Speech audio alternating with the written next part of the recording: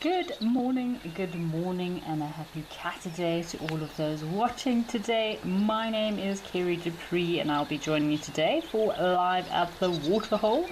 We have started off in Tembe Elephant Park over in South Africa with some nice big elephant bulls on the right, and it looks like we could have a small breeding herd off to the left. Isn't that exciting? You don't often see elephant breeding herds here in Tembe Elephant Park. Mostly this is a bachelor bull hangout zone, so lovely to see a little breeding herd. Just a reminder, folks, that this is a live and interactive experience, so please feel free to send through those questions and comments. It is a very special day today, folks. It is World Pangolin Day, so happy World Pangolin Day to everybody watching. I will be sharing some pangolin facts and information today as we go along the show, just to appreciate one of the world's most endangered species and a very important species in our ecosystem. So very excited to learn more about pangolins today. So if any of our viewers also have any interesting pangolin facts, please feel free to share them, and I'll also be asking some pangolin questions to our viewers today. See how sharp our pangolin knowledge is. Wow, I cannot believe, well, I can't think of the last time I saw a elephant breeding herd here. Have a look. So this is a little one, a sub-adult, maybe about 2 to 3 years of age, and a female. How exciting is that, folks? Talk about exciting. Looks like we have had a very busy week at our live locations on the safaris. I've been following. Amy has had a great birding week this week indeed. Some of my favorite birds that Amy has seen this week over in Sandringham have been the common button quail, the lesser moorhen, and the African crake. I think it was the first ever African crake to be filmed on the live drives for Wild Earth. So that was pretty exciting news there from Amy over in Sandringham. Amy's also been spending a lot of time with the Black Dam Pride, so very exciting to see lots of those Black Dam lions over in Sandringham with Amy this past week. Hannah has sent through our first comment of the day. Hannah says, "Don't think we've ever seen a calf here." Yeah, Hannah, I was just commenting, this particular pan in Tembe Elephant Park is famously known for these massive elephant tuskers coming through to drink at this waterhole. They also like resting underneath these shady trees. You can see the bulls often will dust bath, nice soft sand that's here in these sand forests in Tembe Elephant Park. Sometimes the elephant bulls also have a bit of a swim. There's a few muddy puddles that the elephants also enjoy having a bit of a mud bath in. But I don't think, or I think I have seen elephants here, breeding herds with calves, but it has been a very long time since I last saw a little elephant calf over in Tembe Elephant Park. Great way to start off the show today. We have another comment from Jive Bunny. Jive Bunny says, "Morning, Kerry. A leopardess was here overnight at Tembe with a youngster." Oh, that's very exciting, Jive Bunny, to hear that there was a leopardess at Tembe Elephant Park. I was trying to catch up on the African page and see what sightings there have been, but so far I haven't seen anything about a leopardess. The last video they posted on African was of our little cheetah at the Hoedspruit Endangered Species Centre, Tammy's cubs, which were enjoying a nice afternoon climbing up and down the trees. There was a baboon, a very lazy baboon. Looks like it could have been maybe at Wangi Safari Lodge over in Zimbabwe. Of course, we've got lots of penguin action at Boulders Beach, but I'm not seeing any leopards here at this location at Tembe Elephant Park. But maybe they're still to post that video, but it would be really cool to see a leopard with a little one at Tembe. Righty, folks, why don't we start linking across to some of our other locations and see what's happening over in Lento in Kenya.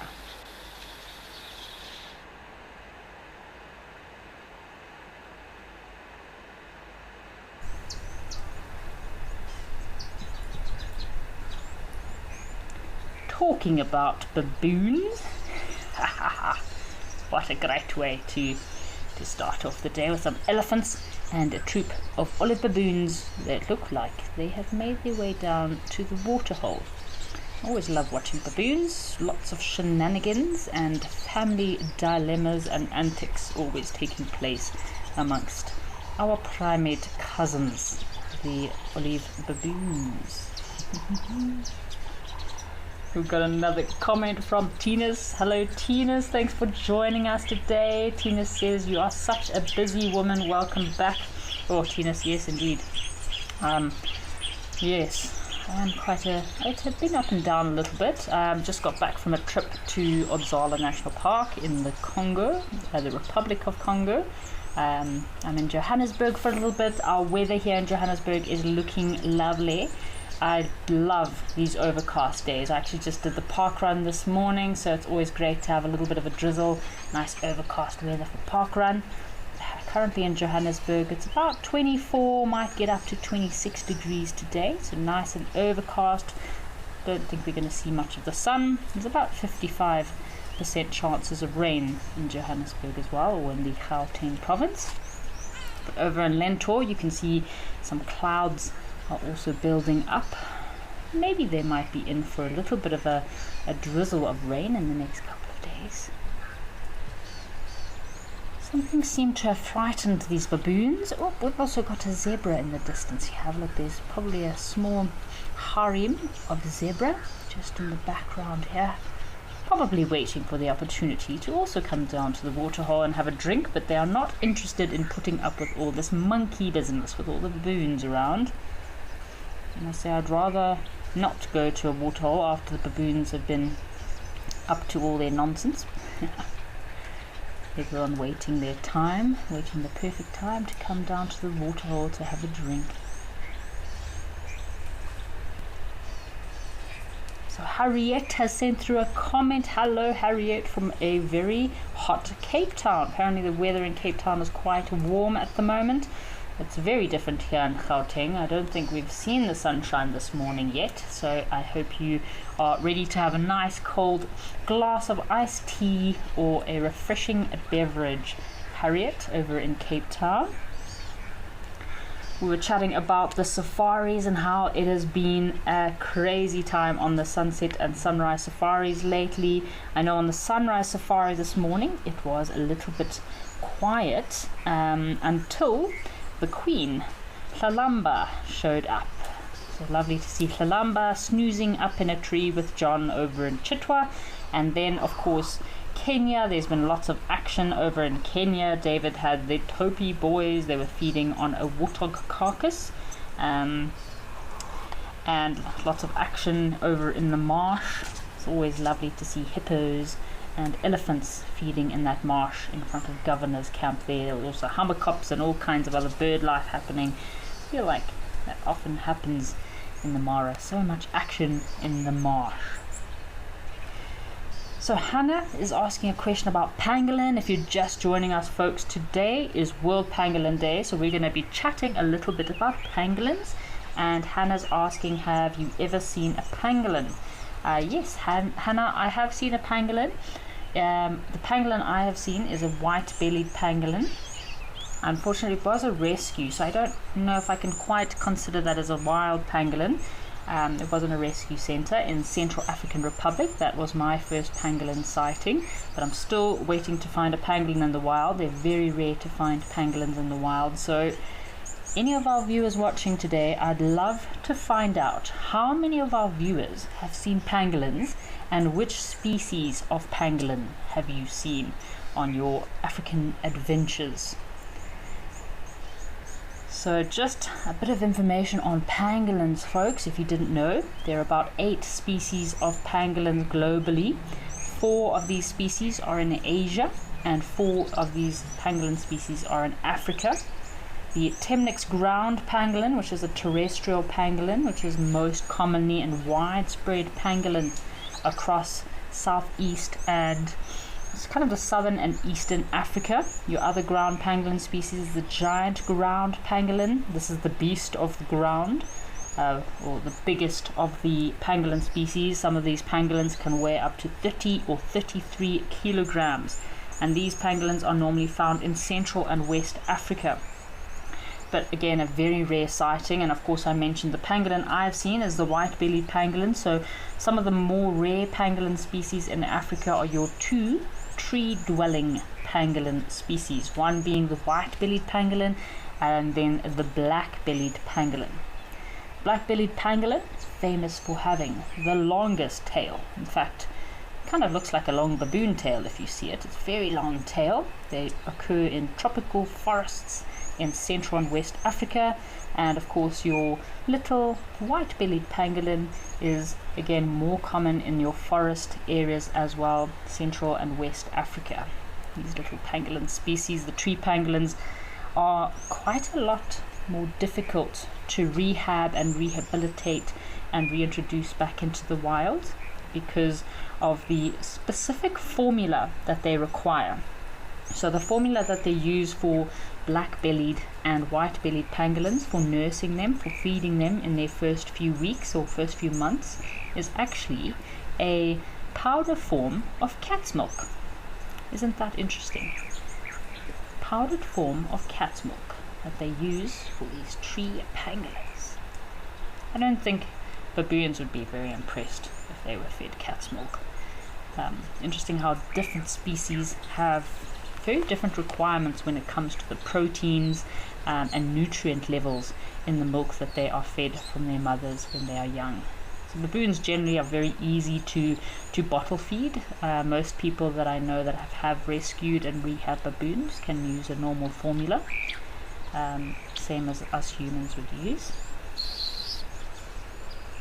Looks like there's some grooming going on here with the baboons. Obviously grooming hour for the baboon family. Alrighty folks, why don't we head across to Tortillas Camp and see what's happening out there on one of our other locations.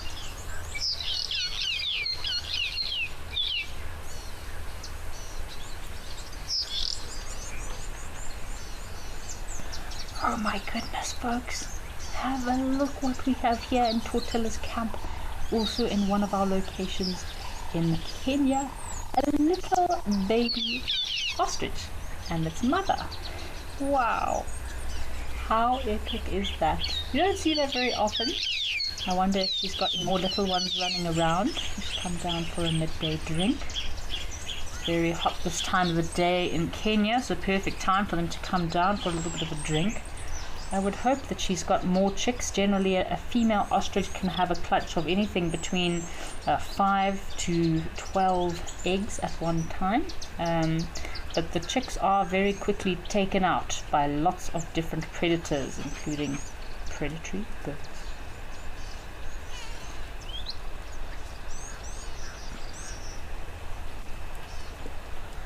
Sorry folks, our feed just froze for a moment there in Tortillas Camp, so we are back here at Lentore. I asked a question to our viewers if any of our viewers have seen pangolins. Pangolin sightings are super rare, so I'd love to hear from all of our viewers about if you've had a pangolin sighting and where you saw that pangolin.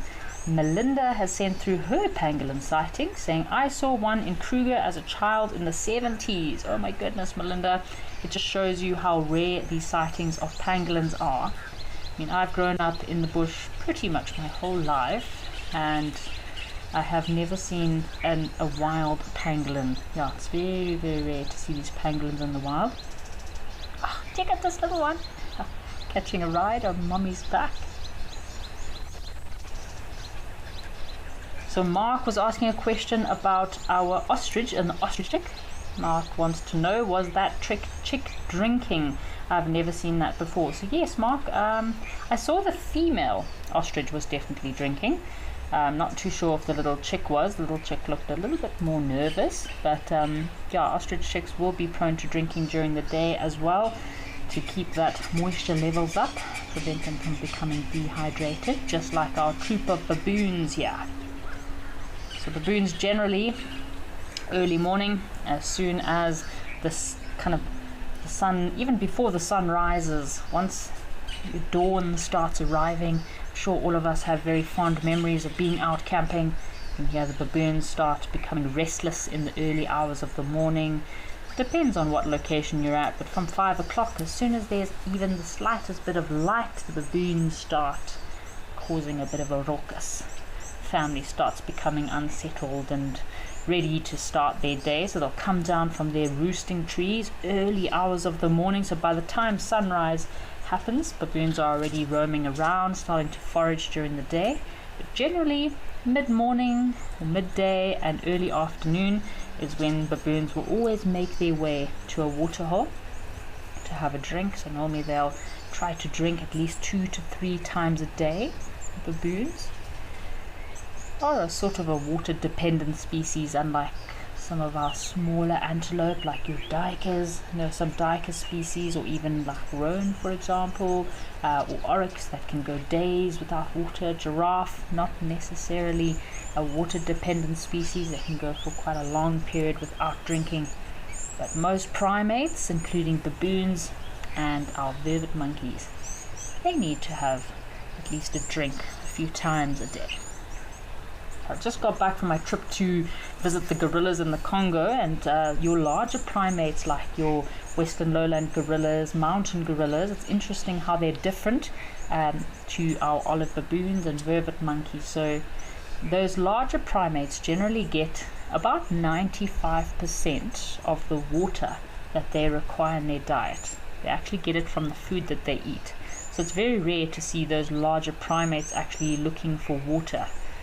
I myself, I've almost hitting 100 gorilla treks. I think I'm 4 or 5 gorilla treks short of 100 gorilla treks, and I've never seen gorillas actually drinking from a water source. They get so much of their nutrients and their moisture from their food that they eat. Unlike here in southern Africa, look how dry this environment is. There's not much moisture, not much liquid that they get from the food that they feed on here. That's why they need to drink a lot more. So Jerome, thanks for your question. Jerome was asking, how much time did you spend with the gorillas this time? So Jerome, on my last trip I had 3 gorilla treks with my guest that I took with me to the Congo, and again we always have the 1 hour restriction which we normally spend with the gorillas. We did have a bit of interesting sightings, because we had some forest elephants that had incorporated themselves into our gorilla trek. They decided that they also wanted to be involved in the gorilla trek on one of the days, so we had to sit and wait for quite a while for the elephants to disappear so the gorillas would settle down a bit. But generally it's the 1 hour that we sit with the gorillas and spend time watching these incredible creatures. Unlike baboons, can spend hours watching these baboons foraging, feeding. See, it looks like there's quite a few big males within this troop.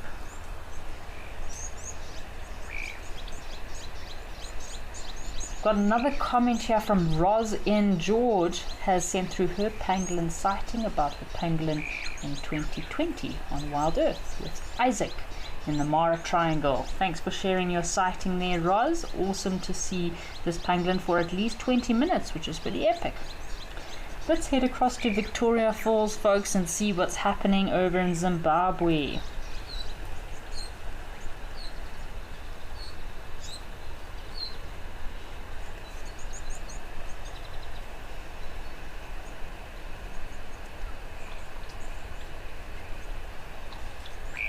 Oh wow, doesn't this look lovely?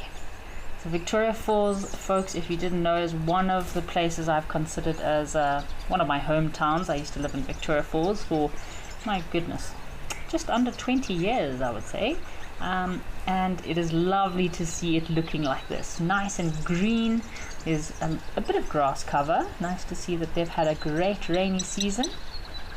Just like here in South Africa, Zimbabwe have experienced really good rains this year. I'd say in Vic Falls, the average rainfalls between 450 and 650 mils of rain per year.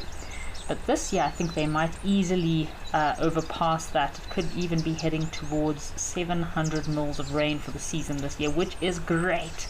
for the environment, the grass. Have a look at these kudu, they'll be super happy. Lots of food available for them, lots of brush. The thickets will thicken out, the grass can finally grow properly as opposed to previous years during the drought where the grass cycle gets interrupted. It's like a bit of an Egyptian goose fight that's going on here. Territorial spat between these Egyptian geese. It looks like way too many Egyptian geese at the same time. There's definitely going to be something happening here. Oh, is this a little baby kudu as well? Looks like there's a female and she's got a little one right in front of her. Watching these Egyptian geese, wondering what on earth are these geese up to? Oh, wow. Looks like we've got some sub-adult male kudus as well as this female kudu with a little one. So George is asking another question about my last gorilla safari. George says, do you hike to the gorillas? Do you camp out in the jungle with them? So no, George, in Odzala National Park, or in the Congo, where we do our gorilla safaris, we're actually one of the unique places that the gorilla home ranges all interlink around the camp. So we sleep in a very beautiful 5-star luxury little bungalow, little gorilla jungle nest. It's beautiful, very comfortable. And then what happens is the trackers know exactly where the gorillas have nested the night before, because gorillas nest on these ground nests all together. And then in the morning, as early as we can, 5:30, we set out to go and find the gorilla nest and track them from that nesting location to find where they are. Some days they don't move too far, could be a few hundred meters from the nest, but other days they might be super hungry and they can move a couple of kilometers from where their nest site is. So that's when the trackers, the gorilla trackers experience really comes into handy, and they track the gorillas and we find them wherever they might be feeding. The Egyptian geese are feeding on some seeds or something on the ground here. The chaos seems to have quietened down a little bit. I feel like this female kudu might be grooming her little one, or I don't know what's happening. She's just awkwardly standing here.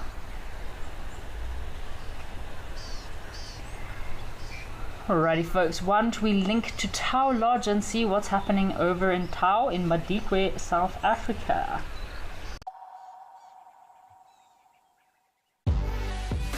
When nature calls, Maui is the only answer. Satisfy your wanderlust and take to the open road in one of our fully equipped motorhomes.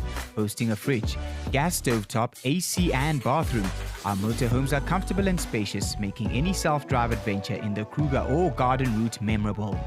Whether you travel alone, as a couple or the whole family, Maui has a motorhome for you. Maui, home where you roam.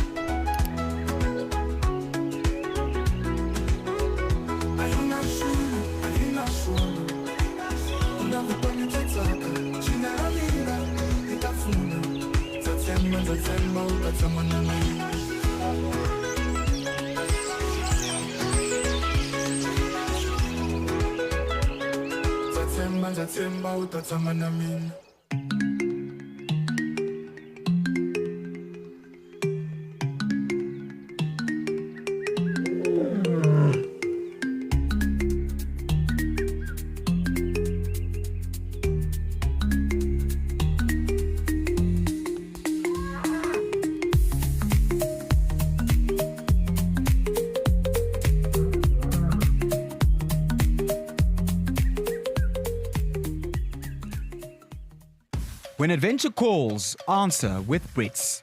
Take on Southern Africa's most breathtaking landscapes from behind the wheel of a fully equipped 4x4 or SUV. From tents and bedding to a fridge and full kitchen gear, everything you need is already on board. And with 24-hour roadside assistance, you're free to go further and explore with confidence. Open roads, total freedom, no limits, just the journey ahead. Brits, equipped for adventure. Exciting that you had there. Jerome is also asking a question about orangutans.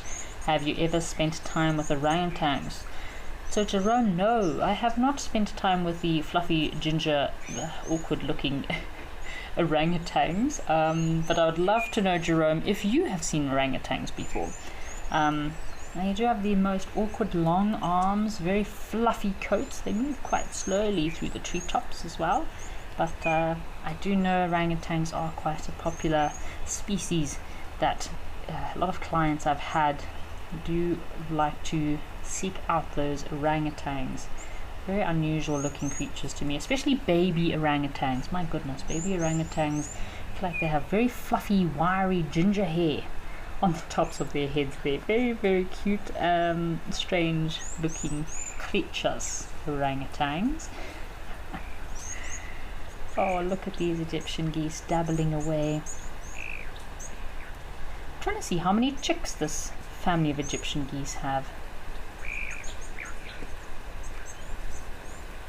They still look quite cute. They've got the yellow coloration, so they're probably not more than 3 weeks old. I know normally Egyptian geese, once they start hitting the 3 to 4 week age, they normally start losing that very fluffy yellow downy feather. But these guys still look like they're quite young. And the chicks are precocial. That means they are relatively mature and mobile as soon as they hatch. So within 24 hours of these little chickies hatching, they're already able to walk, swim, feed themselves. Although they do still rely on the parents for protection and guidance in order to protect them from all the predators out there. Lots of predators that would love to feed on a very fluffy little Egyptian goose gosling. Isn't that just too cute?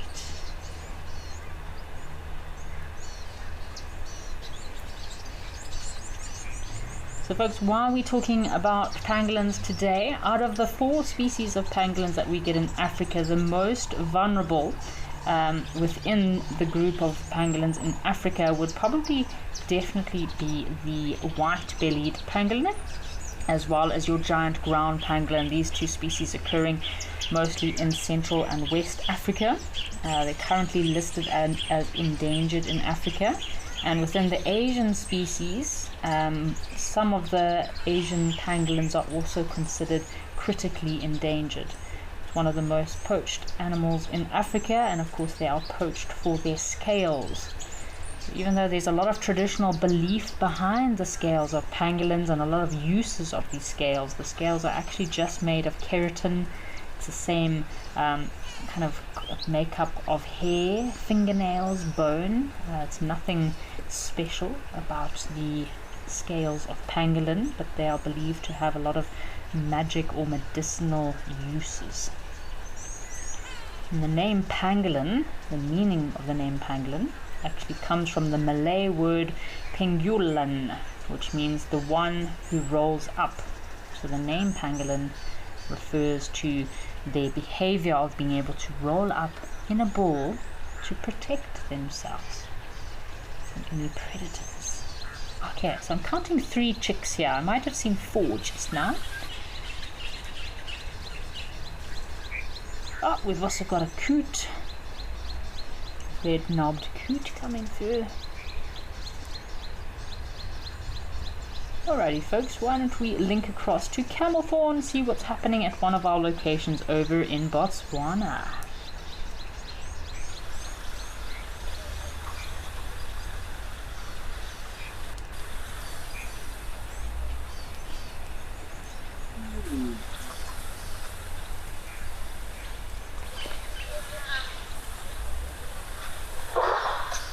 Oh, look at this view, folks.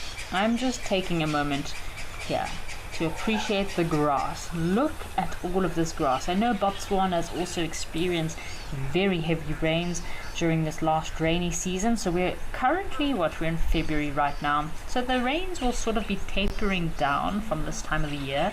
Normally the last rains, I think the last 2 years, the last rains in Botswana, Zimbabwe were quite late.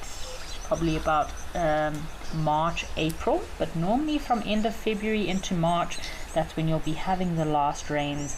But this is incredible to see a location like this here in Camelthorne, that normally throughout the year there's barely even a blade of grass that you can see, and look how magically green it is. It's no wonder they call this time of the year the emerald season. We've got another pangolin comment from Amanda. Amanda says, baby pangolins are called pango pups. Too cute. Oh my gosh, Amanda, I did not know that. There's a very interesting fun fact about pangolins. Thank you, Amanda. Alrighty, folks. This is a lovely view, but let's link across to Tembe Elephant Park, see maybe we can find some more little baby elephants.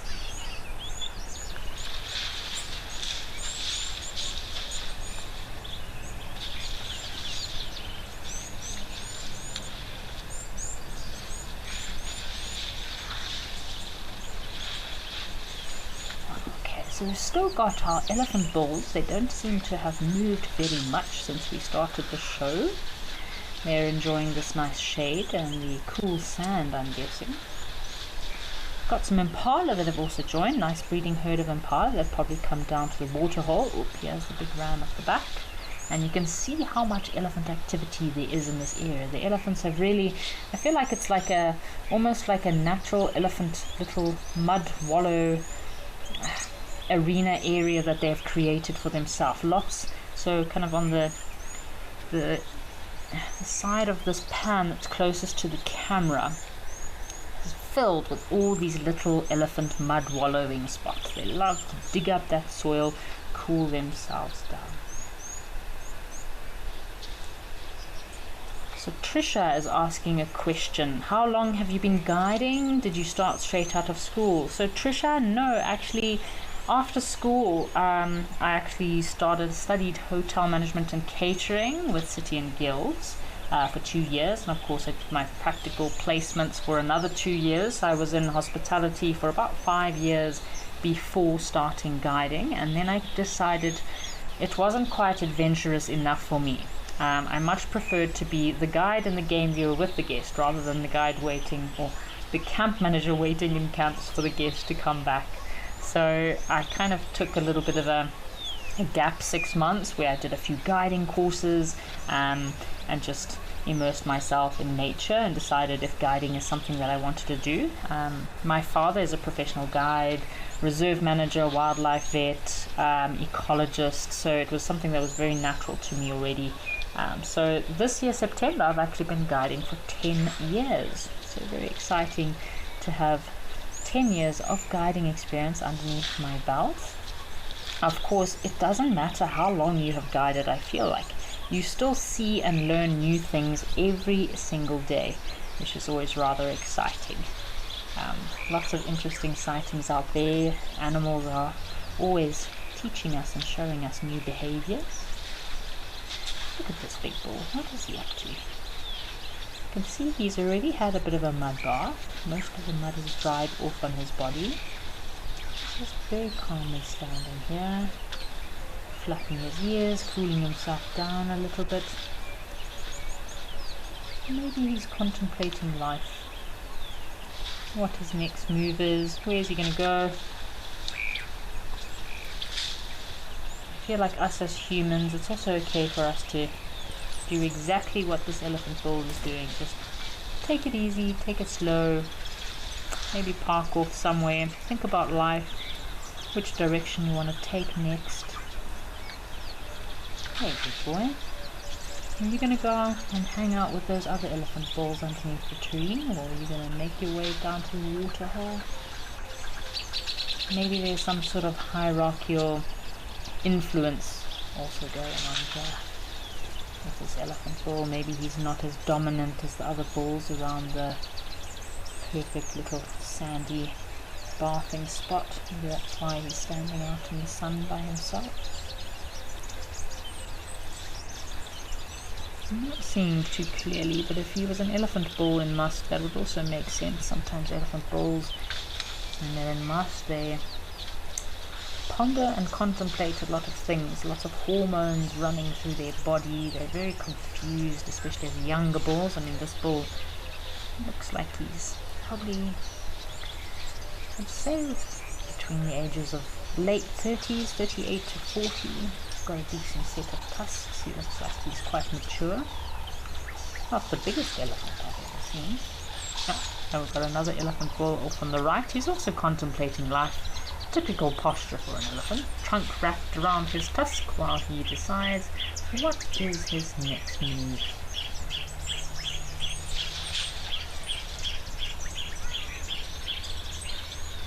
Talking about elephants, it was crazy, that wild dog sighting that John had over in Chitwa. For a moment, it looked like the wild dogs were thinking about trying to take down a baby elephant.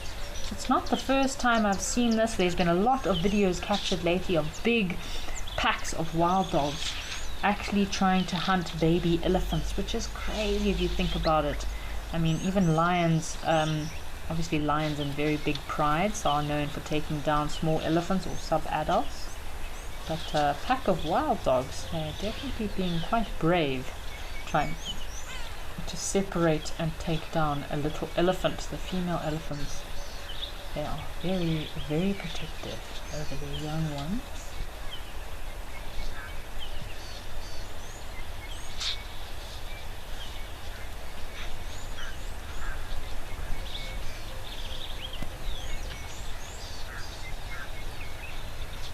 One of my other favorite sightings from yesterday, I think it was a sunset safari, was Brian. Had Kazuri, the female leopard. My first leopard that I ever saw in the Mara was Kazuri. And I think she made a kill. She killed a reed buck. She had it hoisted up a tree.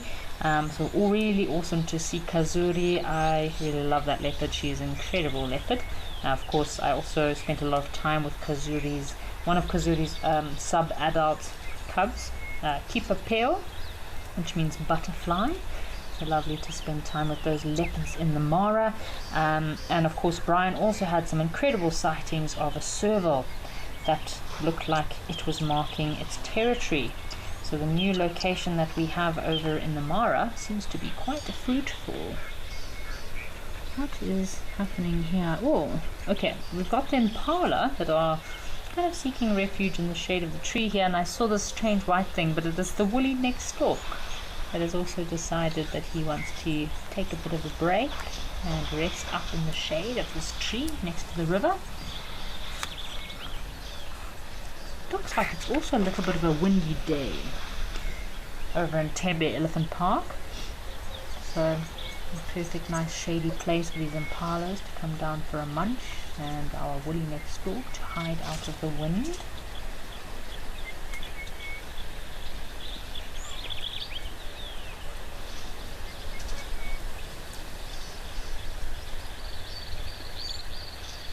What is this little guy up to? Yep, looks like our woolly-necked stork is just taking it easy. Oh, and impala's getting its ear groomed by a red-billed oxpecker. We've got a question here from the taxi lady from the UK. Says, why would that penis be exposing his penis to the sun? So taxi lady, sometimes the male elephants can do this, have this particular behavior, if one, they are in must, trying to be dominant over other bulls. It's kind of almost like a way for them to show off. But another reason is it could be a very good form of thermoregulation. It's a bit of a thermoregulation behavior. So the male elephants will sometimes expose their genitalia to the sun or air to help to regulate their body temperature. As we saw, that elephant bull standing out in a bit of a sunny spot. It looks like a hot day here in Tembe Elephant Park. So he's flapping his ears, one way of cooling down his blood that is running through those ears and circulates the blood throughout the body. But of course, exposing his genitalia might also be a great way to thermoregulate. So elephants do have relatively few sweat glands, unlike us humans that sweat through the pores of our skin. Elephants don't have this ability. So they have these very big bodies, which means they can very easily overheat. So by positioning themselves in certain ways, it can help to kind of reduce the heat within their bodies. If he becomes too hot, another way of elephants to mechanically bring down their body temperature, of course, is by going and having a nice swim or a mud bath. It's all very similar to how some animals use behavior rather than sweating in order to manage their body temperature. A lot of these thick-skinned mammals, for example elephants, buffalo, rhino and warthog, they are not able to sweat, so they have to mechanically cool down their bodies by using environmental factors like going and standing in the shade, cooling themselves with some nice cool sand like these elephants are doing right now, having a swim, having a mud bath. Those are very good ways for these animals to cool themselves down on a very, very hot summer's day.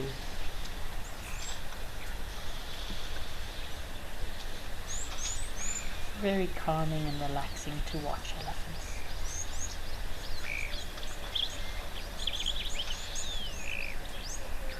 Having a look to see if I can see the other woolly neck stalk. Normally there's at least 2 woolly neck stalks here. Tembe. If we're lucky, there might be 2 pairs. You could see up to 4 individuals at this pan. I haven't seen any of our little hawking birds for a while, like our kingfisher. There was a brown-hooded kingfisher we sometimes saw at this location, or maybe even our little bee eaters. Have a look here. So obviously our elephant boar has decided that he's way too hot, and that's why he's gone to a favorite little mud spot to cool himself down. So see how he throws the mud between his legs, where the quickest way to cool themselves down is wherever they have a lot of glands, so between their legs there, and of course behind the ears.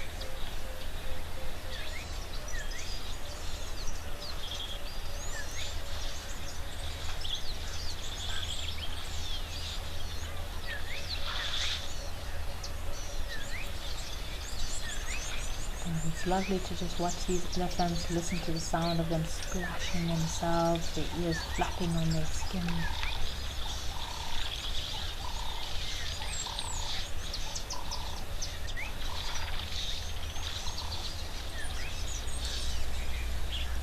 Damien has sent through comments saying, I love this place, it's a paradise for elephants. And indeed, Damien, these elephants here in Tembe Elephant Park are very lucky that they have this protected area where they can roam freely. And it's amazing that the genes and genetics of these elephants, these Tembe Elephant Park elephants, have been able to be preserved, because some of the biggest elephant tuskers I think I've seen in southern Africa would have to be my top 3. I would have to say one is obviously in Zimbabwe, Wangi National Park, one of my biggest elephants I've ever seen. So Zimbabwe, 2 being Botswana, but 3 I would definitely say Tembe Elephant Park. I've seen some massive elephant tuskers here. Even though their bodies might not be as large as some of the bigger bulls in other areas, their tusks, they are famously known for having incredibly long tusks.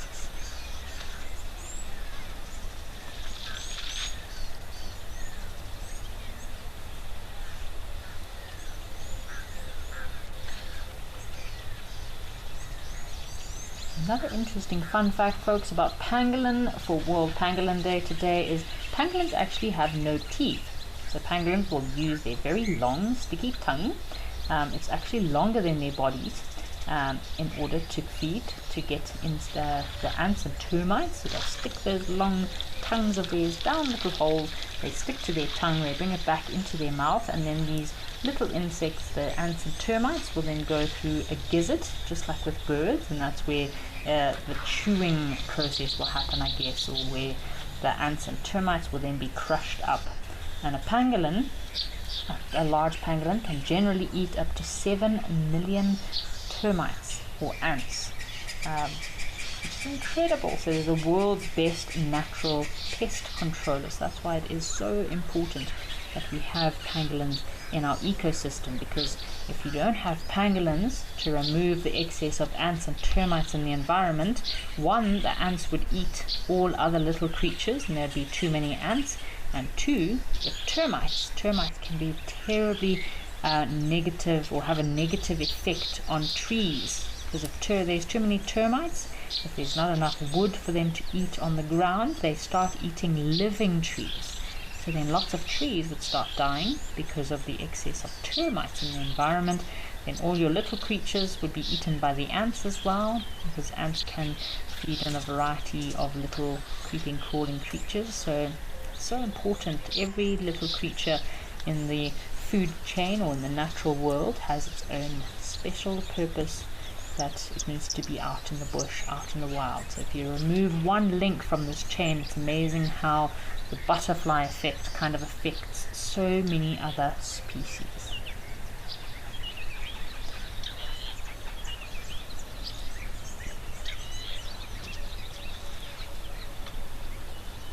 Look at this elephant. He'll use his foot, you can see him using his foot there to help to scrape up sand into his trunk. Do use their feet a lot, especially while feeding.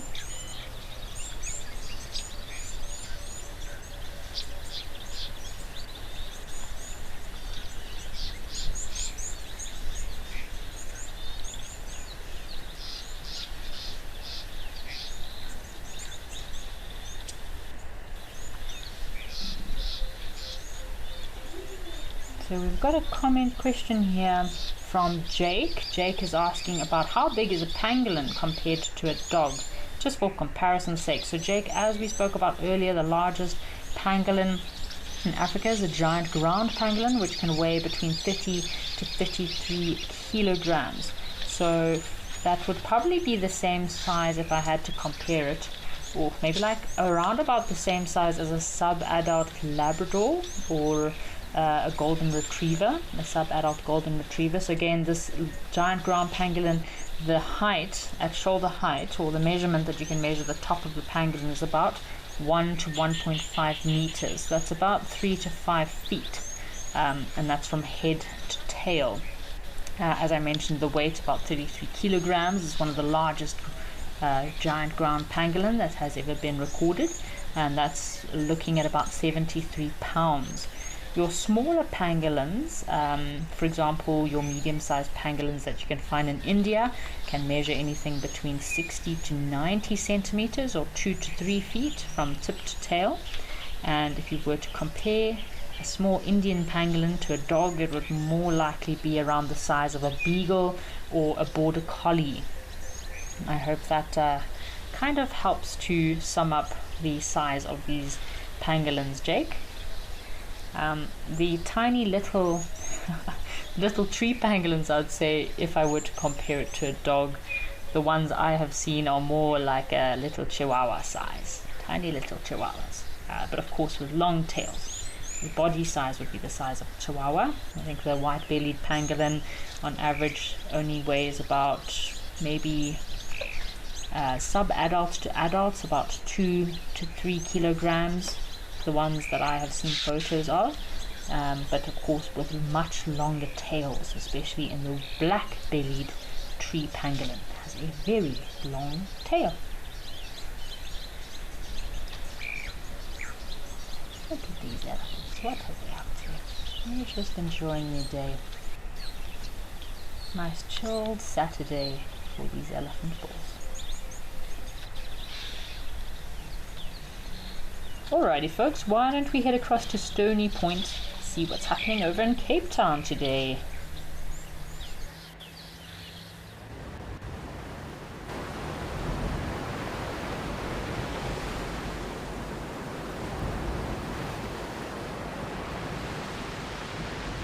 Oh, have a look here folks, what do we have got here?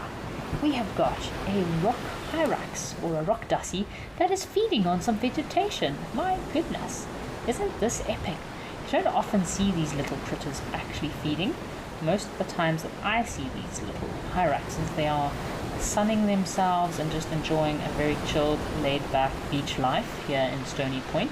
It's very cool to see these hyraxes down actually feeding. So these hyraxes have very specially modified, their whole bodies have a lot of adaptations which is specially designed for their habitat, the environment, as well as the food that they feed on. But the most important adaptation that these hyraxes have in this regard is that they have very sharp teeth. So these little hyraxes don't spend much time eating, and when they do eat, they are very vulnerable.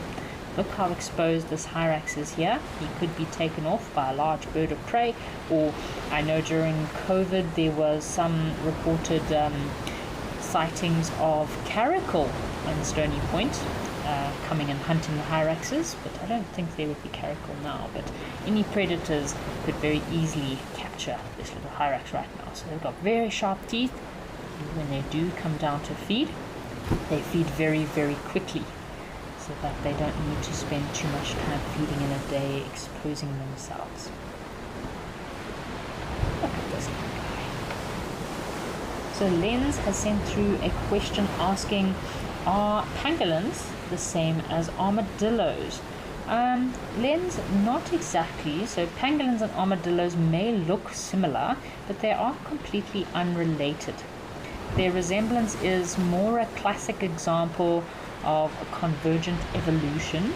So the different animals have evolved similar traits because they face similar challenges. So your pangolins obviously are found in Africa and Asia, whereas your armadillos are mostly found in the Americas, so mostly Central and Southern America. Pangolins are covered in a hard keratin scales, whereas your armadillos are covered in a bony plate which forms a shell. Now, pangolins will feed mostly on ants and termites with their long sticky tongue, whereas your armadillos eat insects, invertebrates, and sometimes plants. So they are not related. Pangolins are also mammals, but are more closely related to carnivores like cats and dogs rather than the armadillo. So quite interesting to see the difference between these two species, pangolins and armadillos. Thank you so much for that question there, Lens.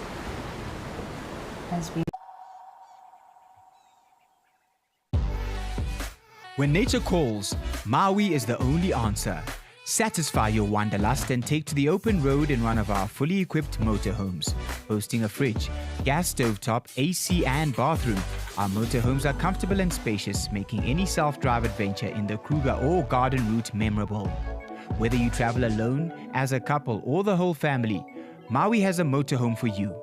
Maui, home where you roam.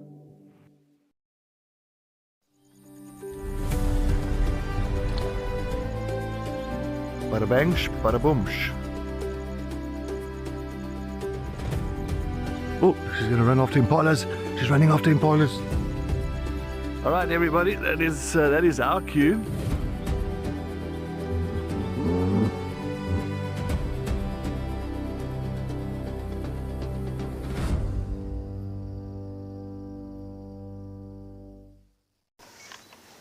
Even our hyena coming into the action as well now.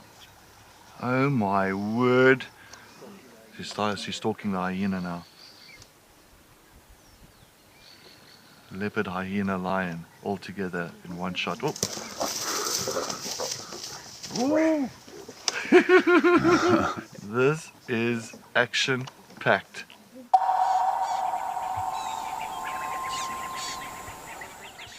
Best sighting I've presented. I found myself with wild dogs.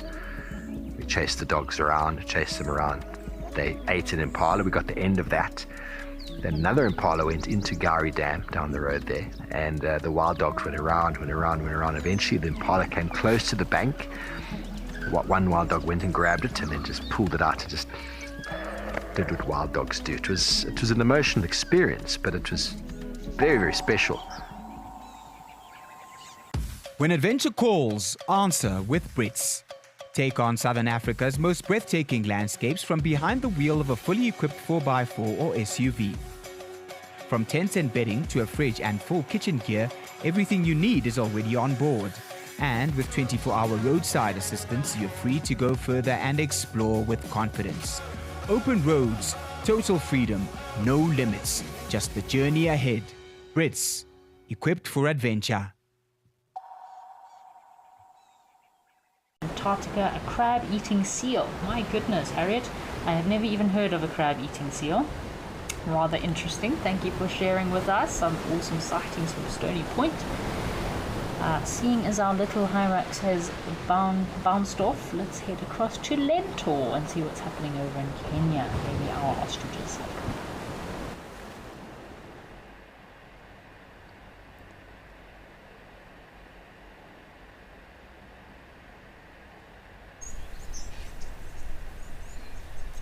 Oh, okay. So we're here at Lentor, folks. Sorry, it was baboons. We didn't have ostriches here earlier. We have had our troop of olive baboons that have been keeping us very good company here over at Lentor. Seems like these are two female sub-adults. Very curiously looking around to see what is happening about.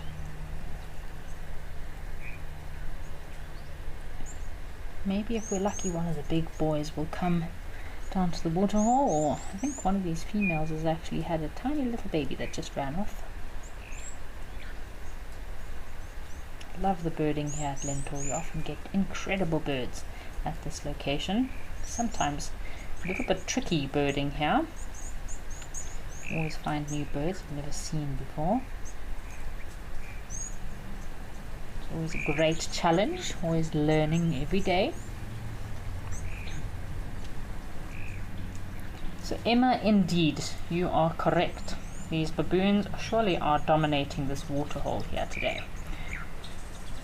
As we can see, grooming is a very important part of the social structure of most primates. It's a great way to win favor with your fellow friends that might be in the same troop as you. So you'll often see these three look like pretty similar ages, but you'll often see sub-adults or very young baboons going and grooming the bigger males, and that's kind of, in human terms, should I say, almost like sucking up to the big boys. So they'll be looking for any kinds of ticks or parasites, and they'll actually eat these ticks and parasites. A great source of protein for these baboons. I've had a question before from a viewer about baboons, and they asked, why do you never see oxpeckers on baboons? I mean, baboons do carry a lot of parasites, so it's strange you don't see oxpeckers on baboons, but I think the baboons would eat the oxpeckers if an oxpecker was to sit on the back of a baboon. It's probably not the safest host species to choose. I don't think it would live very long. Look at these little guys. And here's a tiny little baby just off to the right here.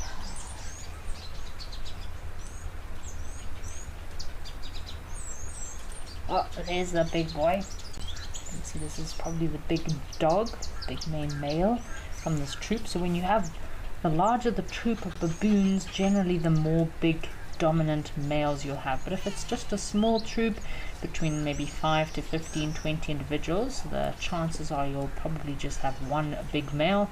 But the larger the troop size, then you can even have up to 3, 4 big dominant males. Generally these troops tend to have a lot more conflict.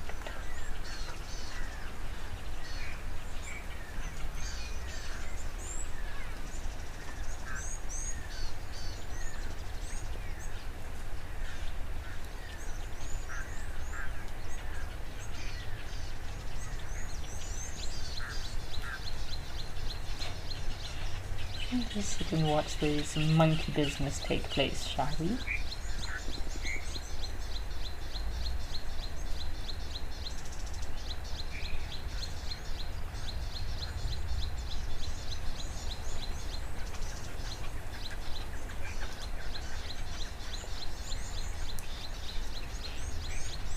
Such mischievous little creatures.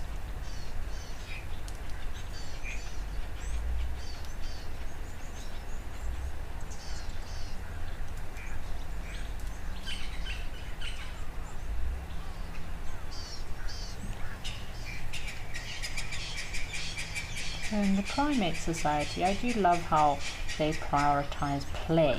Play is so important in, again, social dynamics and social bonding within a large group of baboons, as well as keeping us very, very entertained.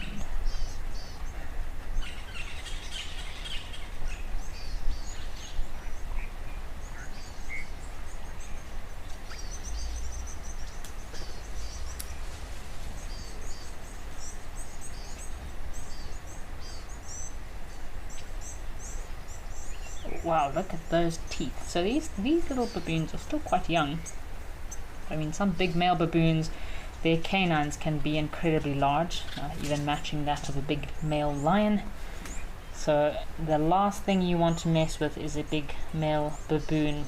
They are famously known for ripping and tearing. They can be very aggressive, especially when fighting with one another. In fact, at this location here at Lentoria, I've even seen a few baboons with torn ears, missing parts of their face and jaw and upper lip. So that can very much take place when individuals within a group fight with one another.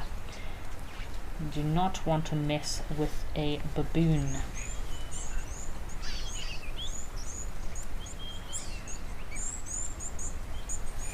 So Sam, I do agree with you there. Baboons definitely are quite fascinating, but yet they can be quite scary at the same time. Sam thinks that these baboons are fierce as well as intelligent. And indeed, Sam, I think some of these baboons, we definitely do underestimate their intelligence. They are rather intelligent creatures. There are many camps in Africa that will attest to that. They learn our routines, they're very observant, they figure out the perfect time and moment that they can sneak up onto that breakfast buffet and steal some muffins, or the sugar tin at the coffee table. Are very intelligent, as well as vervet monkeys. Vervet monkeys also, these silent, intelligent little creatures.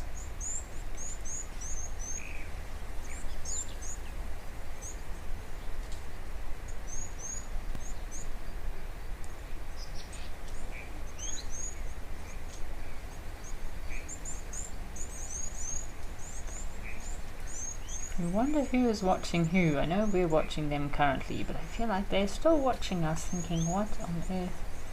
These humans watching us. Tiny little baby baboon on the right here. Oh, look at this little guy. He's still got a little bit of a pink tinge to his face and his underbelly. Oh, what a cutie. Oh, he's actually suckling at the moment. We had a pretty awesome sighting, I think on my last live at the waterhole, which must have been last month sometime. We had a baby baboon that was busy suckling away, and he fell asleep while suckling. Ah, it was too cute.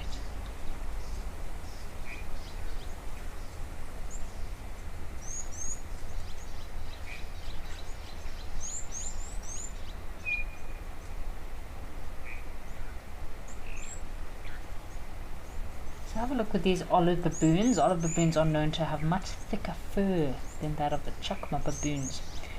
So you definitely do need to dig quite deep in there in order to look for any unwanted ticks and parasites.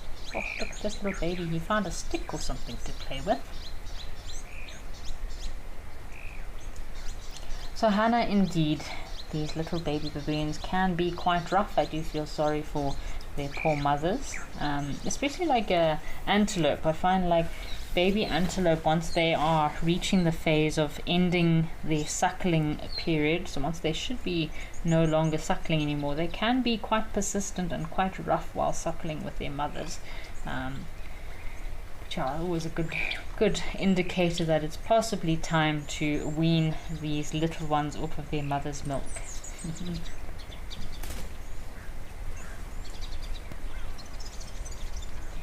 Like a baboon spa day over at Lentoria.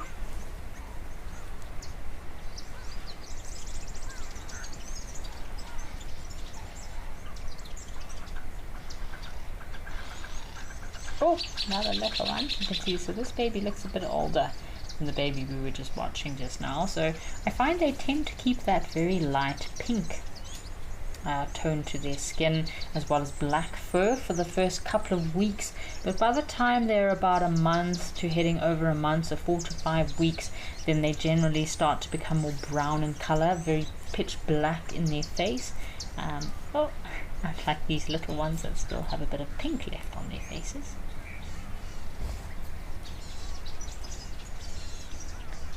Have a look at this sub-adult that's sitting like a very good little kid in the corner of the classroom, legs folded, arms inside his lap, as if he's done nothing naughty in his entire life. I think it's a very big lie, but anyway. Oh. Look at this little one with his tongue.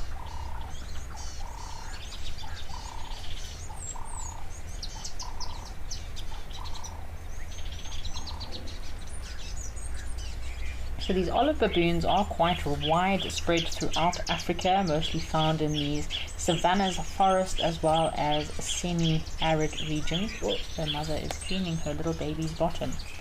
Interesting. They can also be found across Central and East Africa, the olive baboons, making them one of the most adaptable baboon species amongst all baboons. Obviously, your chokma baboons mostly occur in Southern Africa. The social structure of these olive baboons, as we mentioned earlier, they live in very large troops, anything between 40 to 50 individuals, and they do have a society in their hierarchy with the dominant males leading and protecting the group. They are omnivores, so they have quite a variety of foods they'll feed on, which include fruit, seeds, leaves, insects, and in the dry season even small animals. So they are quite opportunistic, and they will feed on what they need to in order to survive. So Sandy Franklin, indeed baboons can be quite aggressive. As with most wild animals, I always feel like wild baboons, or baboons that don't know humans too well, are the less aggressive individuals. Unlike in Cape Town and in some camps across Africa, the more these baboons become accustomed and used to people, once they lose their fear for humans, that is then a very dangerous creature.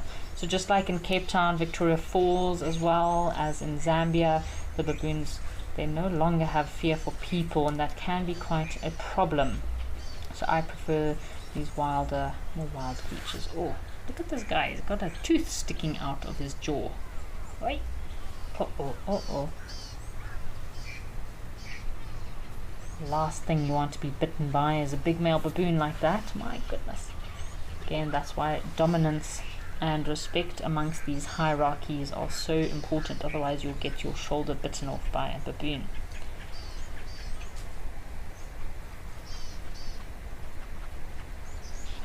So Taxi Lady from the UK says, these baboons look like me deticking my cat.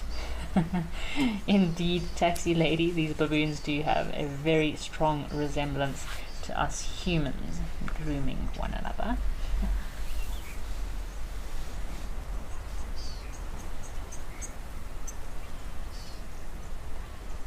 So Sandy Franklin has just joined us. Sandy Franklin says, good morning, Kerry. I haven't been up early enough to see the waterhole in a long time. Apparently it is your birthday, Sandy Franklin. Happy birthday. Wishing you all the best for this very special day. And interesting that, Sandy Franklin, your birthday is on World Pangolin Day. Apologies that you have a bit of a migraine, but I hope that the show helps you to relax into your day and fades that migraine away. So Sandy Franklin is asking what she has missed today. So we've been chatting a lot today, Sandy Franklin, about this incredible World Pangolin Day, sharing some pangolin facts. So if you would like to send in your pangolin sighting, if you have had any, I'd love to hear from you when you have seen a pangolin, or where you have seen a pangolin, not when. And yeah, we've had lots of baboon action here at Lintore. These baboons have been the kings and queens of this waterhole pretty much the whole show. We started off in Tembe Elephant Park. We had some sub-adult elephants, so great to see some elephants at Tembe. Alrighty folks, let's head across to one of our other locations to see what else is happening out there today.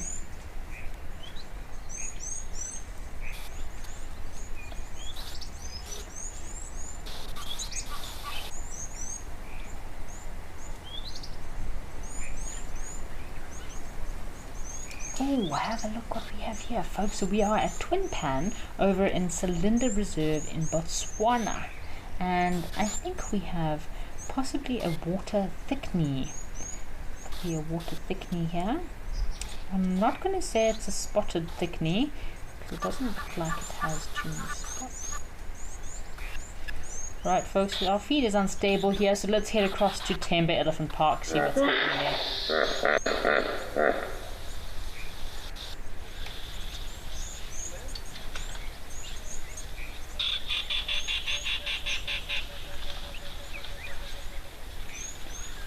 Oh wow, check at this elephant, folks. He looks like he's trying to reach up here for some leaves from this tree. It'd be cool if he went onto his back legs there for us. He looks like he's in the right stance. Maybe we'll be lucky. Again, I know people think that it's only in Mana pools and the lower Zambezi where elephants will actually stand on their back legs while trying to reach up into the trees to feed on the acacia leaves and pods, but elephants can actually do this behavior anywhere. It's just in these particular areas it's something that they have learned, and a very I should say popular method of getting to their food within these regions. And of course, once one or two bulls see the other bulls doing it, then they all kind of join along. So yeah, very cool to see those elephants standing up on their back legs while trying to reach for food.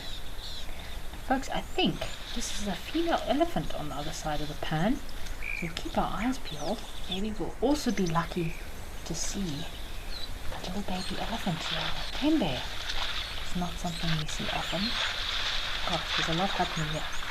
Look at this big bull reaching up there to try and get these leaves. We've also got our woolly neck stork is sunning himself. I think he's done sitting on the side in the shade. He was resting in the shade of this tree earlier.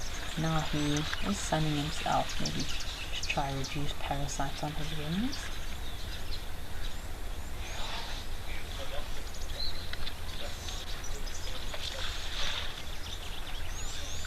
So Julian has sent through a comment, or more so a joke, a pangolin joke. Thanks for sharing with us, Julian. Julian is asking, why are pangolins the best at parties? And apparently it's because they know how to ball. Thank you, Julian. Awesome to have that comment from you there. Obviously being World Pangolin Day today, folks, we've been sharing lots of pangolin facts. And if you have any interesting pangolin stories or interesting pangolin facts, please feel free to share with us. It's always great to learn and share together on Live at the Waterhole. Nice to see one of our elephants has decided it's way too hot and he's come down into the water to have a bit of a splash. Great way to cool themselves down. So Lewis has sent through a comment about our elephant bull. Lewis says, seeing inside an elephant's mouth makes me uncomfortable. I do agree with you there, Lewis. It is interesting to see inside of an elephant's mouth. They've got these very thick, big tongues, and of course their side cheeks that narrow down. So of course they've got their teeth and jaw structure at the back. But if you've ever seen an elephant skull, I'm sure you'll also see that their skull sort of narrows out quite extensively, and that's where their tongue sits. And of course they've got these very pink, rubbery lips, kind of, should we say. And then their tongue, of course, sits in the middle. So it is very interesting to see the inside of an elephant's mouth, not something you see. Oh, wow.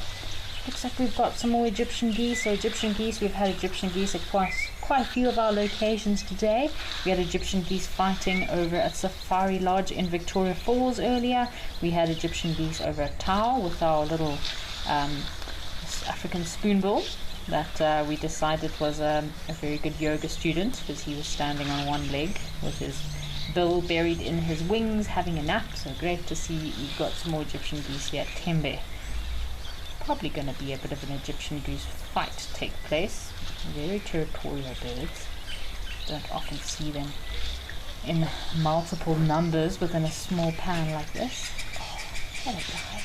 I think this elephant bull on the far right could be one of our floppy-eared fish. few elephant bulls that frequent this pan that have rather floppy ears. Oh, and we've also got a warthog. Hey, it's our first warthog for the day. Looks like a female warthog. Maybe she's got some little ones with her.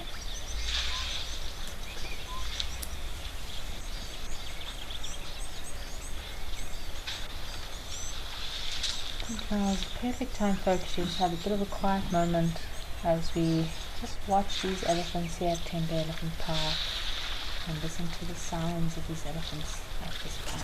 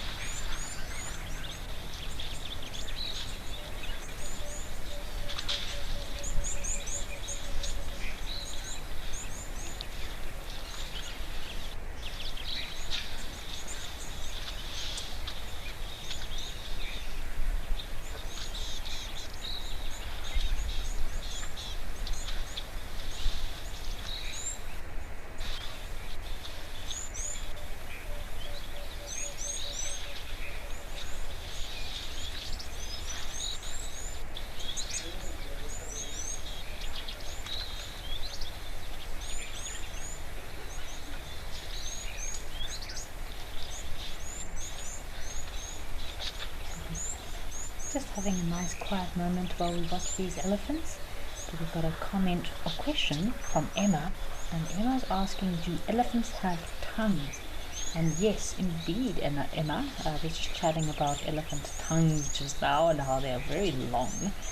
So elephants' tongues can generally measure up to about 45 to 60 centimeters. That's quite a long tongue. So about 18 to 24 inches long in adults. And it's a very muscular tongue, and this tongue of the elephants, the purpose is to help it grasp and manipulate food, as well as working in conjunction with their trunks. That's how they are able to feed and help to position their food in the right place in their mouth to chew, like when they're stripping bark or branches, vegetation. That tongue is very useful, especially with also tasting and texture of plants. Elephants use their tongues as a very important little tool for elephants. It's also very dexterous, allows them to kind of manipulate small fruits and leaves in their mouth while feeding.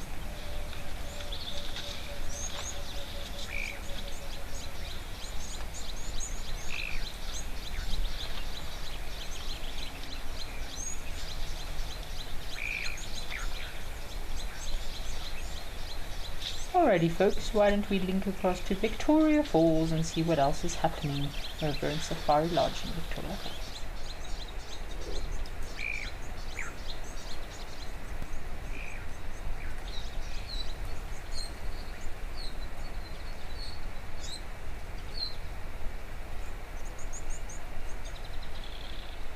Oh wow, okay. So we did come over to Victoria Falls earlier to see what was happening. We had some kudu that seemed to have moved off, but it's great to see that our marabou storks are still around. We've got some warthogs that have joined in the festivities at this pan. We had some Egyptian geese that were also roaming around, getting up to all kinds of nonsense, fighting with one another. Very busy location today. Oh, have a look here, folks. We have, is that a black heron? Or I know we had a very interesting sighting of a slaty egret in Botswana. So let's have a look. Could be the black heron or a slaty egret possibly. I think this is a black heron. We'll just have a look at the color of his feet, which he is now hiding behind a little thick patch of reeds. It would be really cool to see a black heron. So they are a chunky mid-sized heron. The bill and legs are black and the feet are yellow. So they're mostly found in freshwater and brackish wetlands. They can also occur along saltwater regions.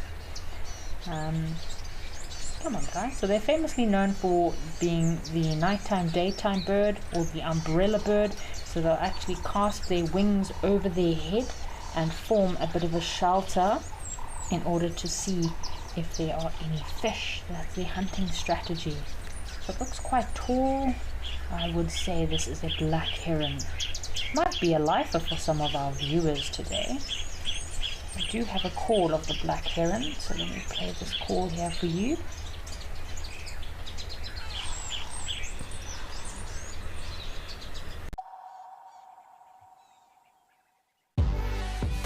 When nature calls, Maui is the only answer.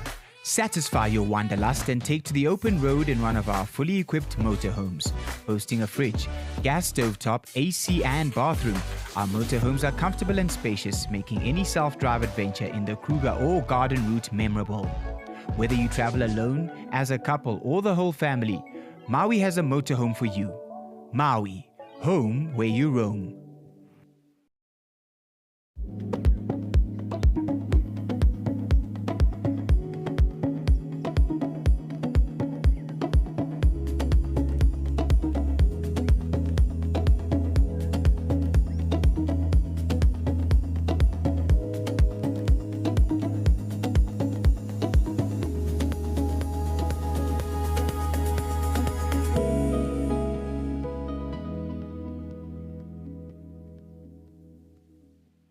It's time to have a conversation with the animals we need to protect the most.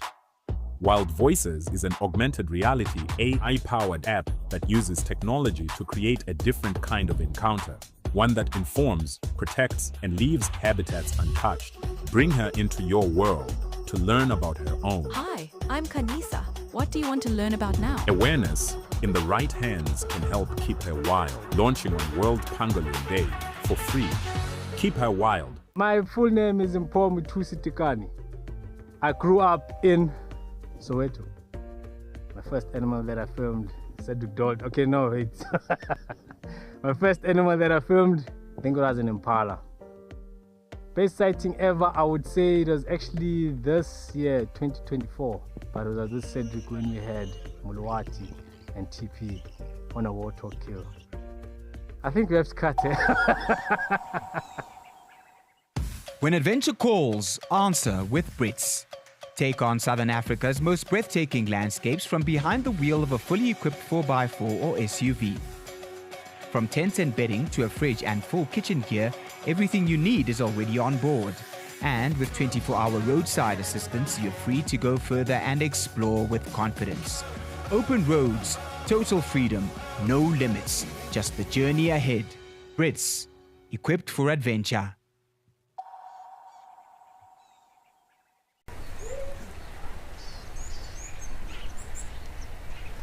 I didn't think he was quite successful in his hunting. Come on, little guy, did you catch something?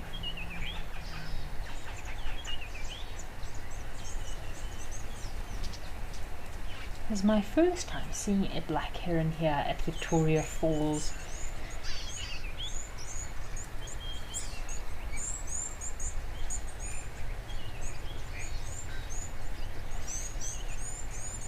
So I had quite a cool heron sighting when I was in Odzala in the Republic of the Congo.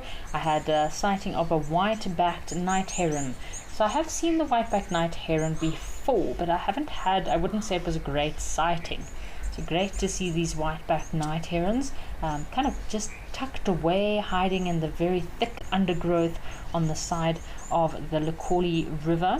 Another really epic sighting was the dwarf bittern. I haven't seen a dwarf bittern for quite some time. Tiger heron is also another heron that is on my list. I've not seen a tiger heron yet. I would love to see a tiger heron. Also, of course, occurring in Central and West Africa. Very cool how many varieties of different herons you get.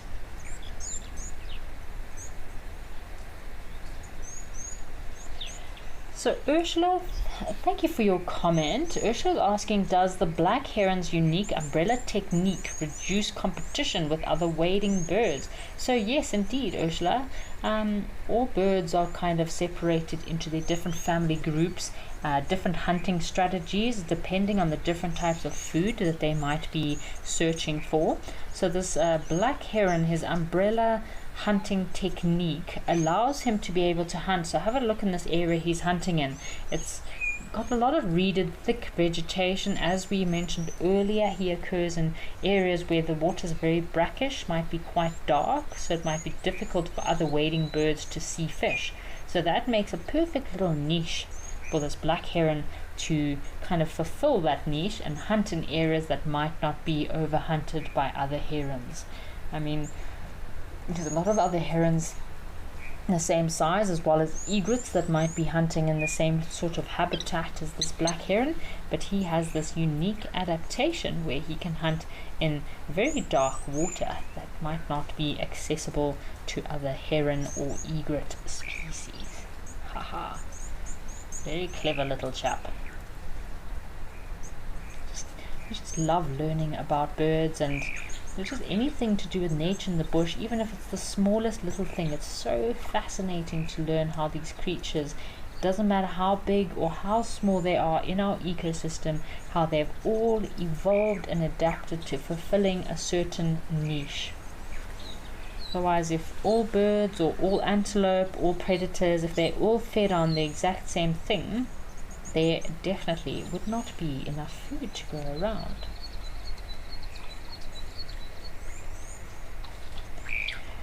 Alrighty folks, why don't we link back across to Stony Point and see what we can find over in Cape Town.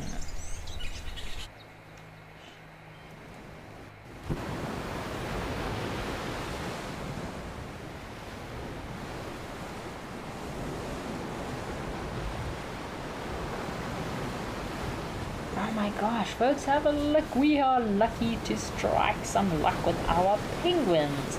We have got a colony of African penguins that have decided to come up onto the beach here. Maybe they're done with their morning fishing endeavors.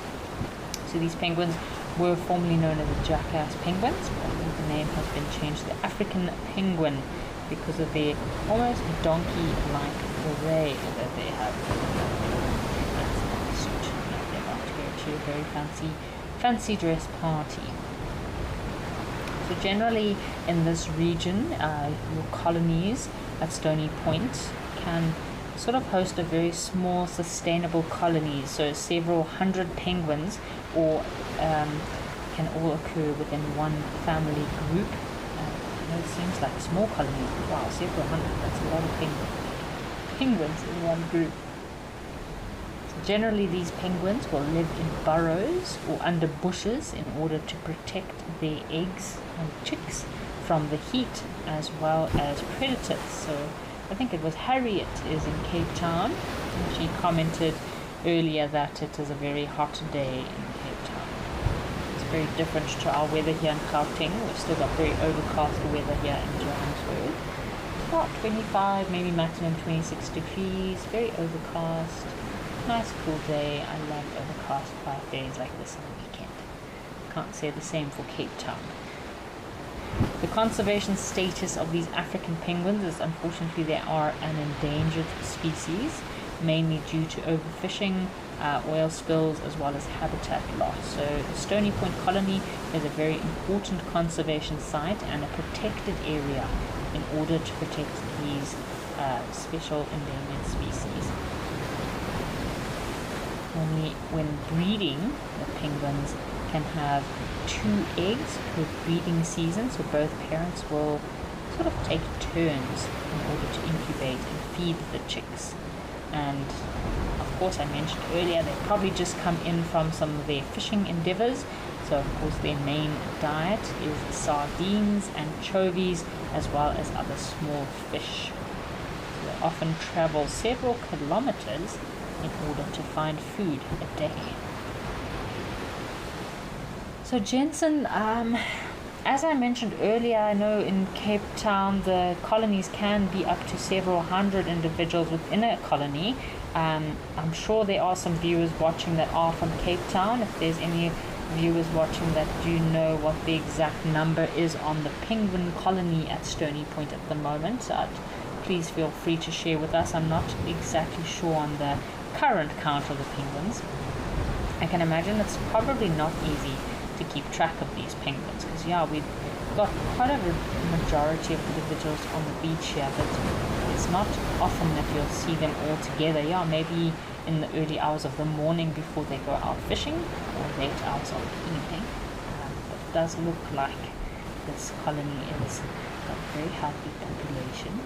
Hey guys, some Egyptian geese mixed up in there amongst our penguins. Some of them are lying on their bellies, just having a bit of a break, the rest of the ocean.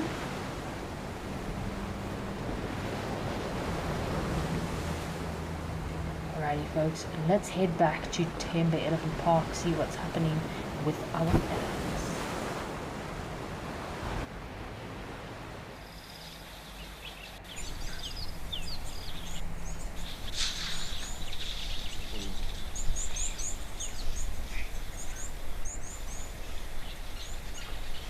We've still got a few elephant bulls here at Tembe Elephant Park. Our herd of impalas still around. We had some warthogs just now. They also decided to join us live at the waterhole.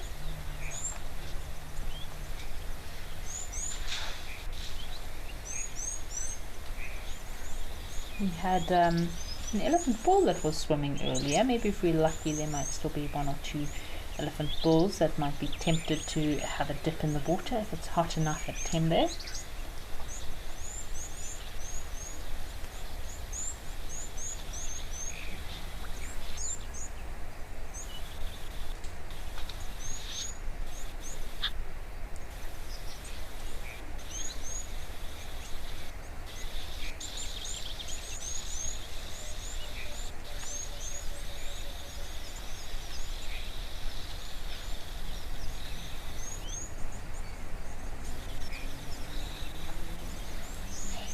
Hey big boys, what's happening? See, they're just resting. They've obviously had a long week. They're just taking a nice chilled weekend.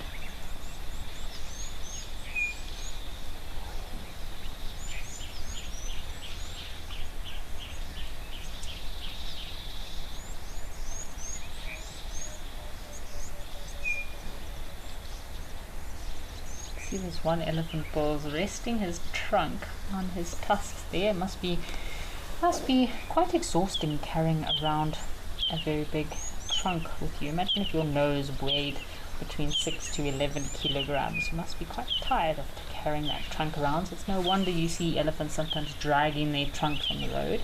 And there's a little baby impala. Look at this little guy.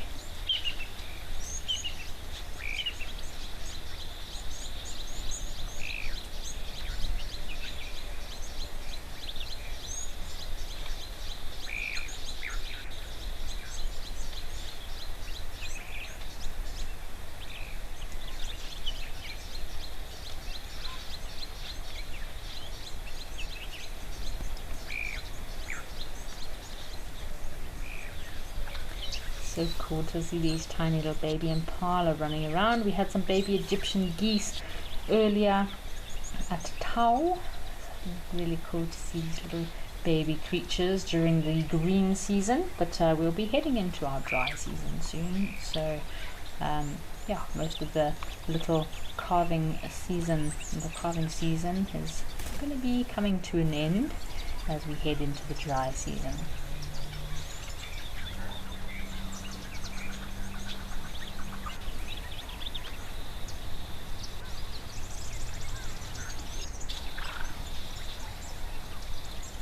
Got a question here from Harry Elswall is asking, why are elephants called keystone species? So Harry, elephants are called keystone species because they do play a very crucial role in shaping their ecosystem.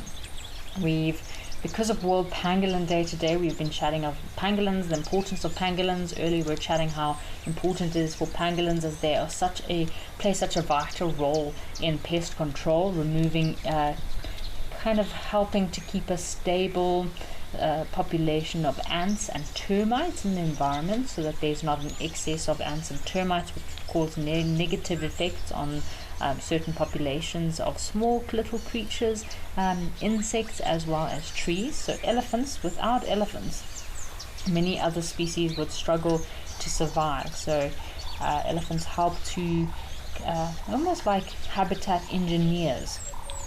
So elephants do knock down trees as well as strip bark off trees, which in some areas does help to maintain open savannas and grasslands.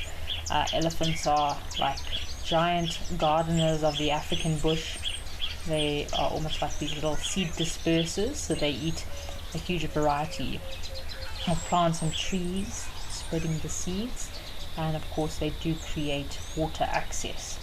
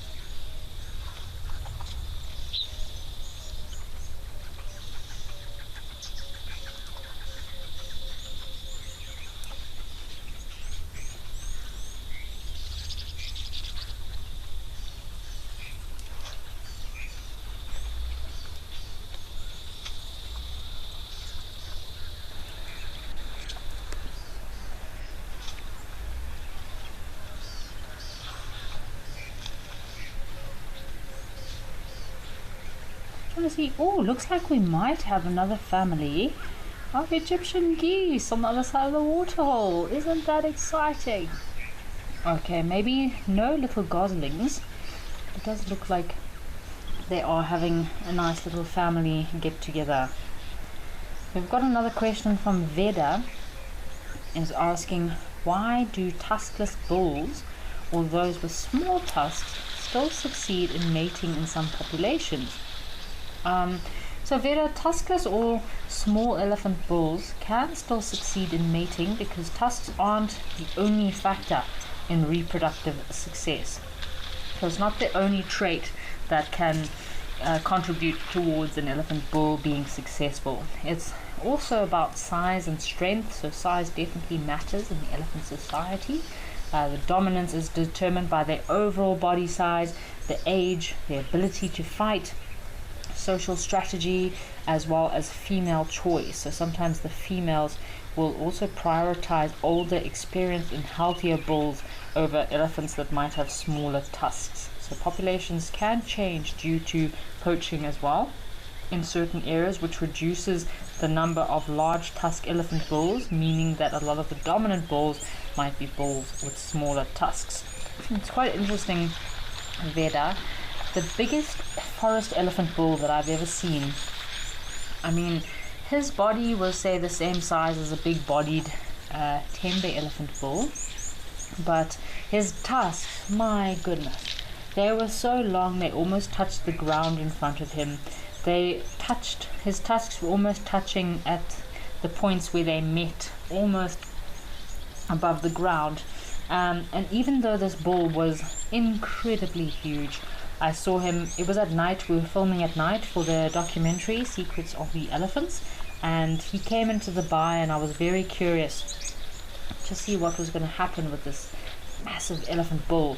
And interesting that he was actually chased away by the other bulls that looked smaller and had smaller tusks. But again, some of these elephants, once they have big long tusks that crisscross or meet in the center, it actually makes them difficult for them to fight. Unlike with these Egyptian geese, they are finding it very easy to fight with one another. Seems to be family bathing time at the moment. You can see quite a few sub-adult Egyptian geese here. Oh, looks like there's a big elephant bull maybe coming down for a swim.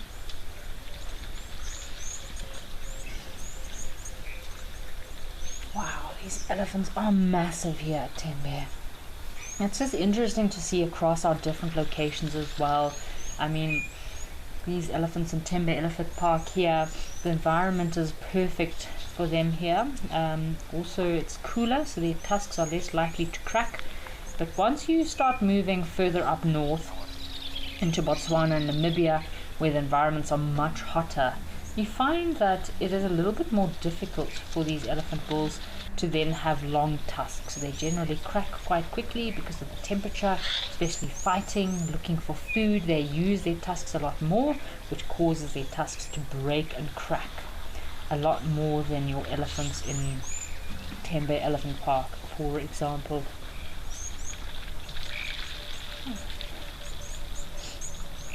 So the only explanation I can have for all of these Egyptian geese being in one area is that it's probably the sub-adult chicks that are there within this little family of bathing Egyptian geese.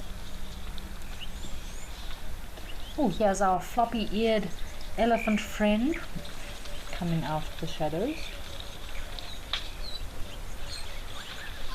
I think this elephant bull, the floppy-eared elephant bull, has pretty much been here for the whole time we've been live at the waterhole. He has not moved much from underneath that tree.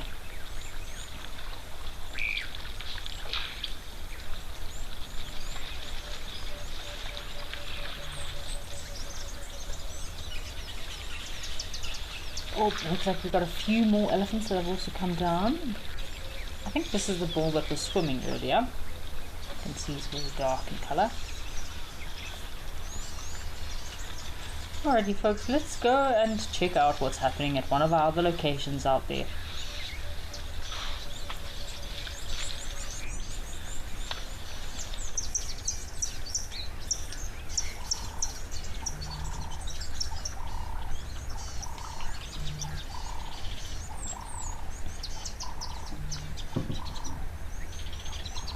Ooh, so this is a location that I have not been to. This is one of our new locations in Kenya, Finch Patterns, and we've got a lovely herd of zebra that are feeding on this nice short green grass.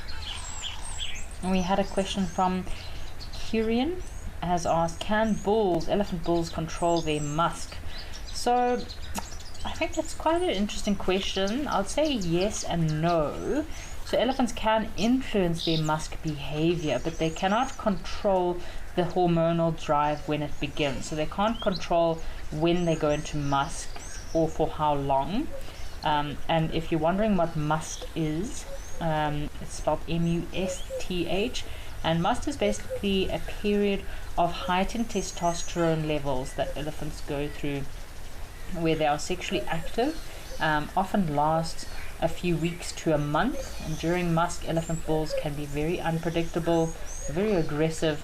Some signs that you can look for, which us guides are always looking out for while out in the bush, is their temporal glands will normally have a very thick secretion. They'll often smell very strong, and they might have a urine dribbling between their legs, causing a bit of a green or wet, moist liquid between their back legs, which can often be smelled from quite a distance, or if an elephant in musk has moved through an area, you can often still smell this very strong, pungent smell of him. So it's kind of a good warning sign. And be like, hey, there might be a grumpy elephant bull in the area, so just take caution, folks. Zebras will also kind of have a heightened period of aggression where they will sort of fight with other bulls, or other male zebra in order to take away females. Generally, zebra, the social structure, you have one male with a harem of anything between 2 to, on average, 6 females with him. These zebra look like they are very busy munching away on this nice short green grass. So zebra, if you have a look, they've got very powerful teeth. Unlike their comrades, the wildebeest, so you often find zebra and wildebeest together, and wildebeest basically only have teeth on their bottom jaw. They don't have any teeth on their top jaw, whereas zebra have very, very strong and powerful bottom and top teeth, molars, as well as incisors. So zebra are like a great brush clearing, or not brush clearing, they feed on grass, but zebra will go in and feed on the very coarse, dense, hard grass within an area, so that it opens up the way for wildebeest to then come and feed on the smaller, more delicate grass below. So it's a very important, most mutualistic relationship between these two species. Both, I wouldn't say, well, I think both species do benefit. I mean, the wildebeest benefit from getting access to more succulent grass, because the zebra are cleaning up all the more rough vegetation. Zebra will also benefit in a way of safety and security in numbers. Obviously, if zebra are just in their own little herd together, they don't have as much safety, but if they're surrounded by thousands of wildebeest or hundreds of wildebeest, it does provide them safety and protection.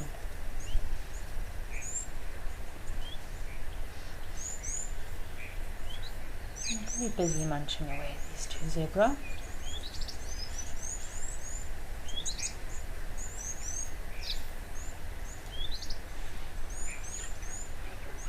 Oh, we've also got a blacksmith lapwing that's also roaming around looking for any little insects. So the lapwings, as well as cattle egrets, do really benefit from these herbivores moving through these grassy areas, because the zebra will be disturbing any little insects, which will make a very good meal for this little blacksmith lapwing.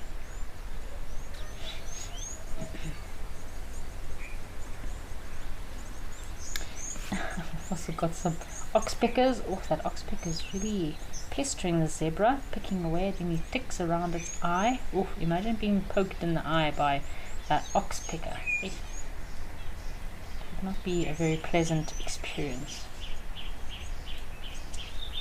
So zebras do accumulate quite a lot of ticks. Obviously they have their head in the grass most of the day.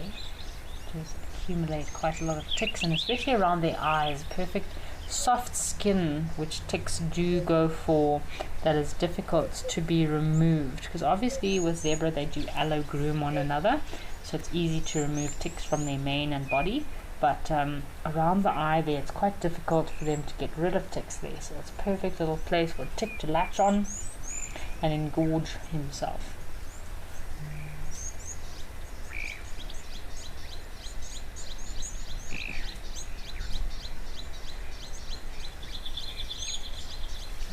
The oxpecker is really persistent.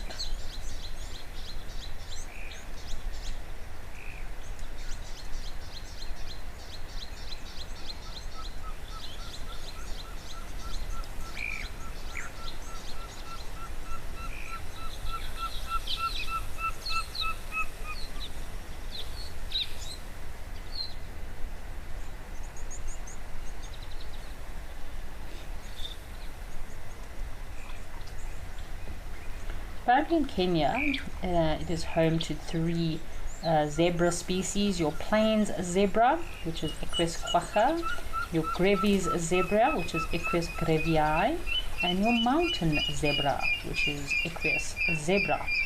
Not normally found in Kenya, mostly in southern Africa. So mountain zebra, there's very small regions that they could occur in Kenya, but mostly found in southern Africa.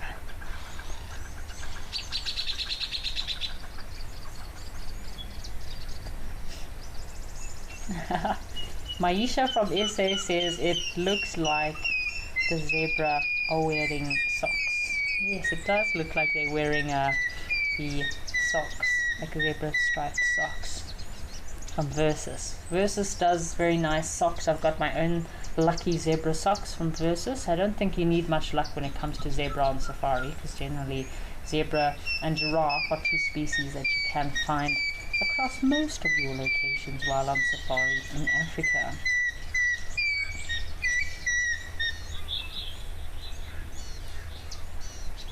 So stripes are a very prominent feature that zebra are famously known for. I love it how each individual has its own pattern.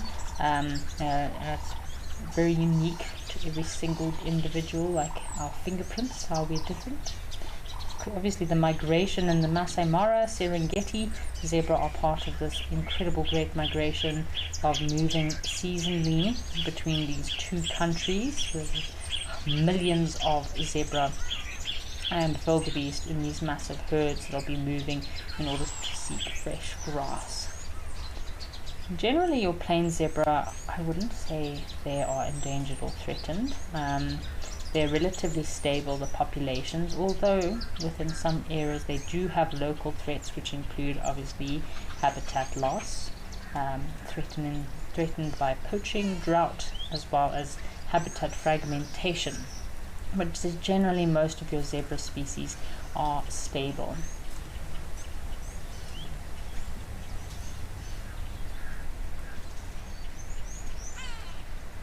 You can see here I do find on a lot of zebra in Kenya they have either lacking of mane and forelock, or parts of their mane and forelock don't have mane. I know there is theory that there is a different subspecies of zebra in Kenya that they don't have a mane and forelock at all. That is one theory. There's also another theory that parasites, especially in the males, they could be prone to lots of parasites, very itchy, scratching, constantly scratching, which can remove the mane and forelock, or a sort of mange, which would make sense because have a look, this individual, he does have a mane, but just at the base of his neck and his forelock, I think he has rubbed away most of his hair there. It can be quite frustrating living out in the bush with all the interesting insects and parasites. Just like in horses, the zebra are also prone to getting mange. Oh shame, this oxpeck is really picking away at this zebra's face.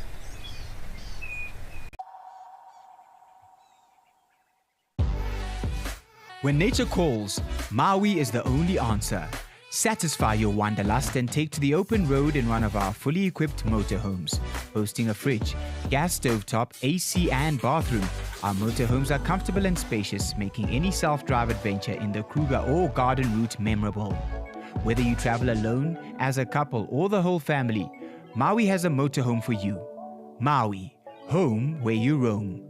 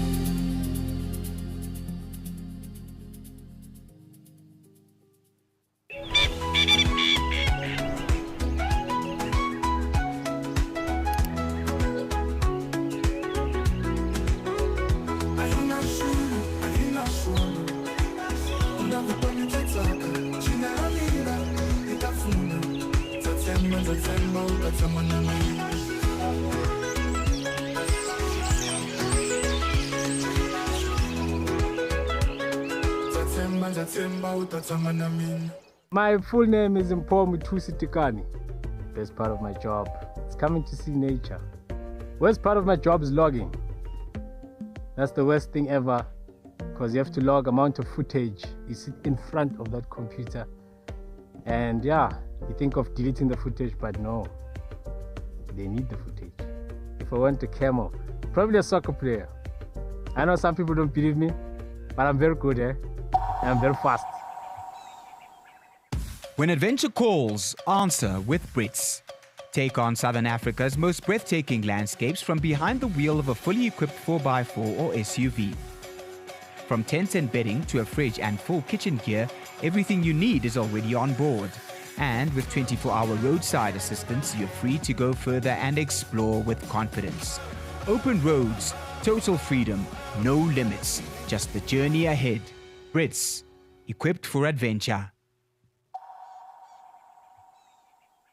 Much food available for all these little ones to go around. So zebra are quite interesting that they will also give birth in the dry season. So it's not restricted to just the rainy season. And also once they've given birth, their little ones, baby zebra foals, are able to run and walk normally within an hour of giving birth. So they are precocial and need to be able to stand and walk very quickly. Otherwise there are a lot of predators out there that would be interested in snacking on a newborn zebra calf. So even in zebra, often the mothers will feed or eat on the afterbirth in order to remove all of that, any sign of blood, so that it doesn't attract predators like lions, hyena, even cheetah. I mean, cheetah would be a bit brave to try and take on a little baby zebra, but if it's a female that's by herself, it's like a dinner bell. The minute predators smell blood, just like sharks, they're all drawn to that area. The females need to get rid of all the afterbirth as quickly as possible. Melanistic Marble says, I like this finch hatching camera. Yes, Melanistic Marble, it is quite a lovely location. I haven't seen too much from this location yet, but I'm sure there is lots of incredible wildlife that we're going to be experiencing at these particular new Kenya locations. So very exciting to add some new locations to the Africam circuit of cameras. Our blacksmith lapwing is still very patiently following the zebras as they munch away, hoping to get a free meal. Trying to see if this looks like it's a stallion or a mare. Probably say this is most likely a mare, and then watch as he turns and you'll notice he's a stallion. So again, good way to tell between male and female zebra is the stallions often have a thin stripe between their back legs, whereas the mares have a thicker stripe. There we go, this is a stallion. You can also see the male zebra's genitalia, so black genitalia between their back legs there, and also the neck. So often male zebras will have much thicker, broader necks and shoulders than that of the females. And shame the older zebras, the older girls, you can see the wear and tear on their bodies. Their backs are often very arched from carrying heavy foals for almost a year. Normally a female zebra can have anything between 5 to 6 foals in her lifespan, but generally their gestation period starts to get a bit wider and wider apart, so they'll start having their foals at wider intervals the older they get. Yeah, this is a big boy.